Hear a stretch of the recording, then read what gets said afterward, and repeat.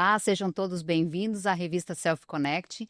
Hoje vamos fazer a entrevista com o sempre ministro Vinícius Lumertz.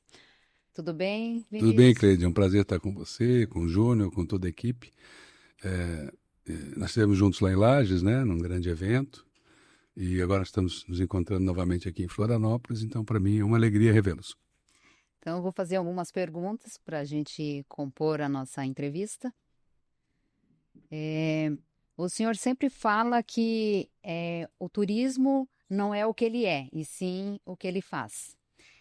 Tem uma frase que é atribuída ao chamado pai da administração, Peter Drucker, que disse na época, quando perguntaram a ele o que é a internet, como ele via a internet, quando surgiu a internet, ele disse, olha, para mim o sentido é que é parecido com a construção das ferrovias nos Estados Unidos. Elas foram construídas de Nova York, daquelas 13 colônias da região leste, e elas cruzaram os Estados Unidos até o oeste, até a Califórnia. O que elas fizeram e o que elas eram? Elas eram um bem, trilhos, vagões, né? Mercadorias, só que o que elas fizeram? Elas criaram cidades e criaram um país.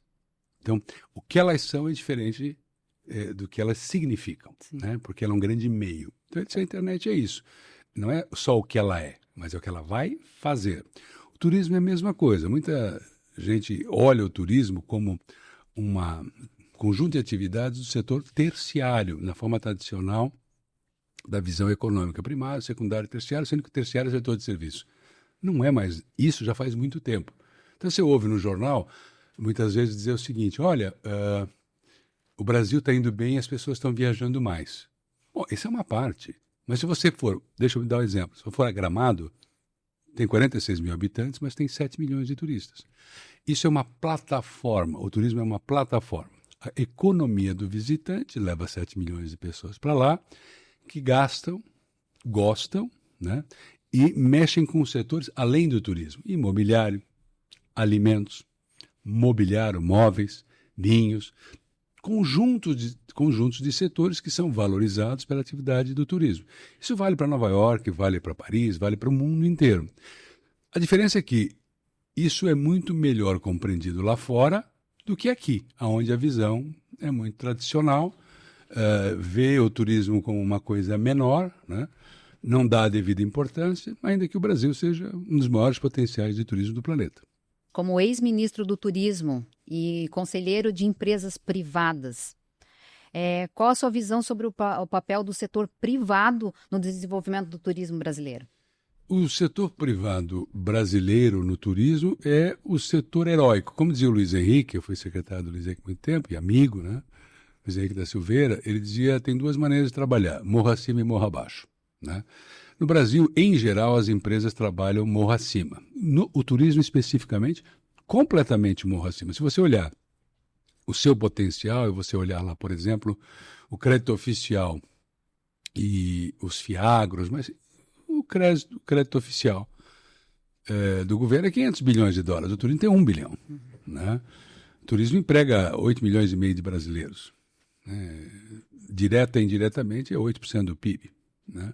Mas não tem essa importância, não tem essa relevância. O que os empresários fazem? Se viram num dos piores ambientes de licenciamento para atividades turísticas no planeta. É um dos piores. Assim, se você pegar 140 países pelo Fórum Econômico Mundial, o Brasil vai estar lá entre os 10 piores. Né?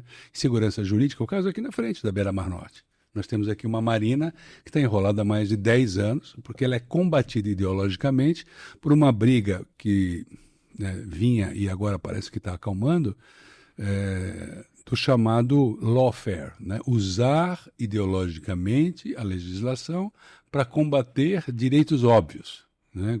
Direito, por exemplo, do órgão ambiental catarinense, que é o IMA de licenciar, porque o IBAMA já disse mais de 10 vezes que não vai licenciar, e os procuradores insistem nisso. Então, esse é um exemplo, mas bons procuradores resolveram isso, estabelecendo-se um diálogo. E accountability, ou seja, as pessoas têm que ser responsáveis e têm que explicar para a sociedade o que estão fazendo. E isso no Brasil é muito difícil, não só para o setor de turismo, energia também, geração de energia é muito difícil no Brasil hoje. A própria questão do petróleo da margem oriental é uma piada pronta, porque o Brasil explora petróleo mais próximo da Baía de Campos, no Rio de Janeiro, do que vai ser explorado lá. E a Guiana está explorando ali ao lado. Então seria a redenção do Norte e Nordeste. Nós podemos salvar a Amazônia com um percentual daquela riqueza. É só escrever na lei, né, para cuidar de 40 milhões de amazônidas que estão lá, que precisam de apoio para manter a floresta em pé. Então, assim, é uma falta de bom senso, o Brasil é uma falta de bom senso, e isso atinge o turismo de cara. Eu estive agora na China, né, eu vi o que os chineses estão fazendo em turismo. Dentro de 2 meses eu estive em Dubai, estive nos Estados Unidos em 3 cidades e uma cidade da África, né? O que turismo faz primeiro, onde há turismo não há desemprego. Mas o turismo não só gera empregos em polos, em lugares interessantes para onde as pessoas vão trabalhar, como Gramado, Florianópolis ou Foz do Iguaçu, Camboriú, mas ele faz uma coisa muito única. Ele leva o emprego para onde a pessoa mora. Porque se um pequeno município tem lá uma caverna, se um pequeno município tem lá um centro de convenções, centro de eventos, como o Luiz Henrique fazia pelo Estado, se tiver uma vocação, tem uma chance, né?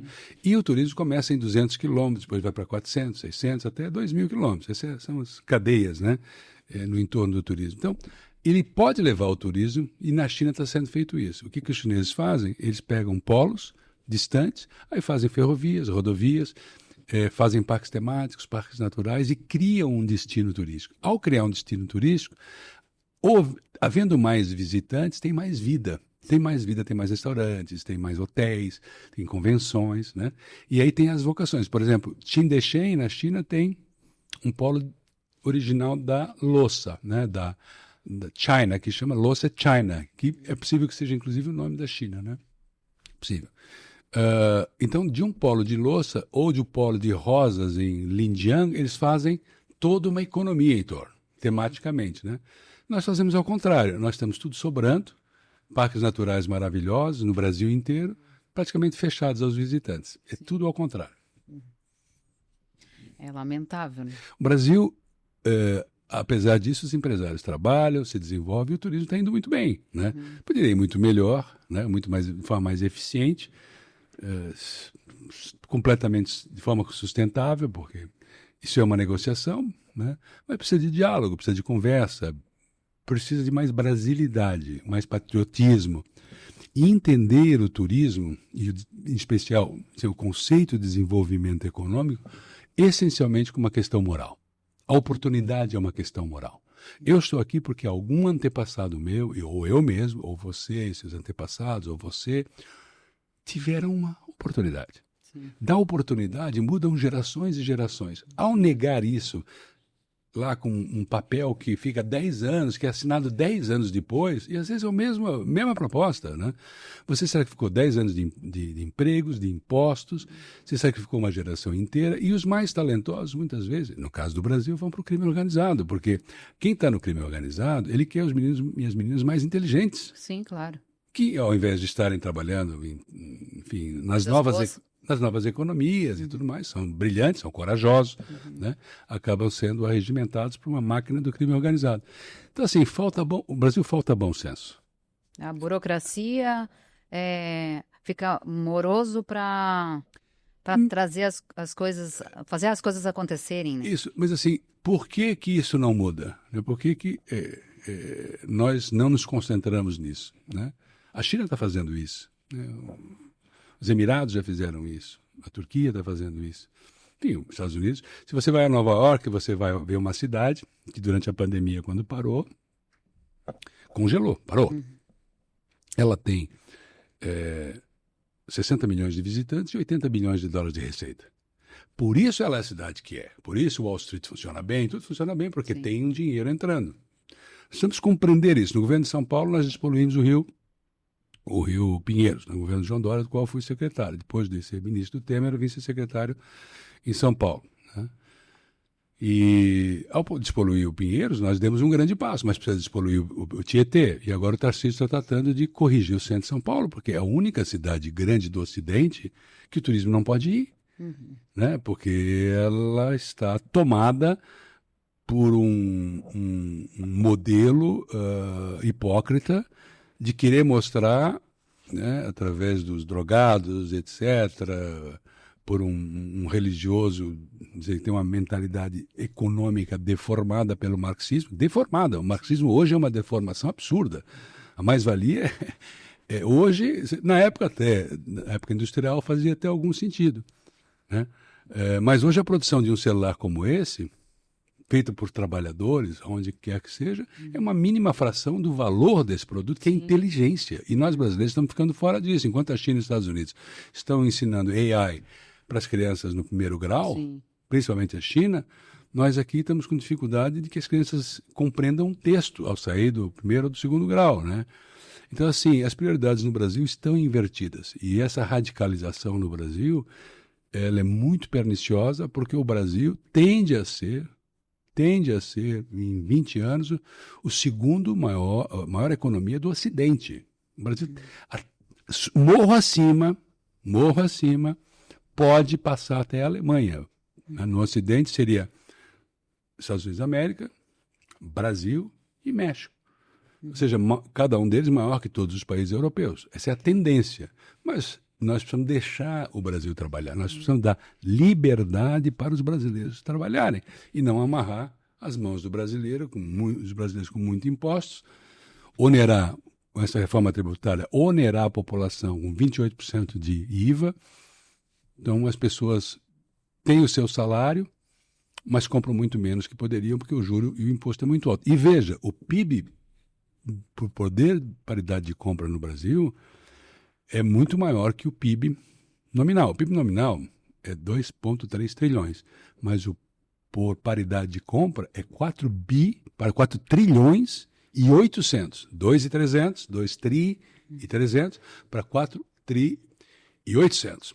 Ou seja, o Brasil, do ponto de vista da vida de um trabalhador, ele pode comer carne com um salário razoável, que a alta classe média europeia, a classe média não consegue comer, nem o japonês, porque é uma fortuna. Então, os preços relativos favorecem a economia brasileira ser, na prática, maior, só que, com esses juros e com esses impostos, isso não consegue render, porque, no final, você esteriliza a poupança, esteriliza a criação de empregos com uma ineficiência que você citou, e nós podemos estar jogando essa oportunidade que nós vemos jogando já faz uns 20, 30 anos. Assim encerramos a nossa entrevista com o sempre ministro Vinícius Lumertz. Quero agradecer a sua presença, a sua entrevista e deixamos uma última mensagem para nossos ouvintes. A todos que estão conosco, né, primeiro agradecer a vocês, a Cleide, o Júnior, e dizer a vocês que o diálogo ele será a solução para Santa Catarina. Nós precisamos de um entendimento sobre o futuro de Santa Catarina. O entendimento significa nos entendermos sobre aquilo que concordamos. E se nós olharmos, eu falo aqui da esquerda e da direita, eu falo aqui do Ministério Público Federal com a sua intromissão nos assuntos locais, né? Mas que pode ajudar, começou a ajudar agora, né? Aparentemente, e estabelecer isso mediante diálogo aberto, público, como começou a acontecer recentemente em Florianópolis, com o juiz presente na mesa, conversando e dando satisfação à sociedade. O judiciário não tem, como nenhum poder tem, a condição de fazer o que quer. Isso é inviável do ponto de vista democrático. Tem que ser feito aquilo que vier a ser feito com satisfação à sociedade. Tem que ser explicado. Ou nos autos, quando há um julgamento, evidentemente, mas quando a intenção é a proteção da população, é fundamental que se explique o que está querendo fazer ao impedir o empreendimento por anos e anos e anos, sem justificativa perante a sociedade, né? Eu acho que isso é amoral, se não imoral, minha opinião pessoal. Eu acho que nós temos que ultrapassar essa fase de conflitos judiciais no Estado, para abrir espaço para uma organização do litoral, da serra, com diálogo e com inteligência, contratando profissionais de alta qualidade do Brasil, do exterior, para salvar Santa Catarina do seu próprio progresso. Mas não de forma estúpida, agressiva, sem conhecimento técnico, simplesmente para tentar parar o que não dá para parar, né? Florianópolis é a cidade a capital que mais cresce no Brasil, e Santa Catarina é o estado cuja população mais cresce no Brasil. Como é que você vai impedir isso? Não tem como impedir. Tem como criar um sistema inteligente de diálogo que aí sim permita que se busque soluções em conjunto para aquilo que existe, que é real e que pode se transformar numa riqueza, porque as pessoas que vêm trabalhar. Então, para nós é bom, né? Mas só o diálogo vai resolver. O diálogo é a melhor forma de fazer o desenvolvimento sustentável. Em Florianópolis nós criamos um movimento chamado Floripa Sustentável, que está conseguindo, com 44 instituições presentes, expor para a sociedade como um todo, ainda que em si já sejam milhares de pessoas e empresas, o que está acontecendo. E aí a evolução tem acontecido. O professor Ignacy Sachs, para fechar, Cleide, ele dizia, um dos criadores do termo desenvolvimento sustentável, ele dizia que o desenvolvimento sustentável é o desenvolvimento negociado, às claras, como se nós estivéssemos aqui numa reunião para entrevista, não, seria para decidir se vai licenciar um projeto ou o que seja. Às claras, abertamente, não há o que ser escondido, não deve ser escondido, nada deve ser escondido, tudo tem que ser exposto. É isso. Assim encerramos a nossa conversa, nossa entrevista com sempre o ministro Vinícius Lumertz. Até a próxima.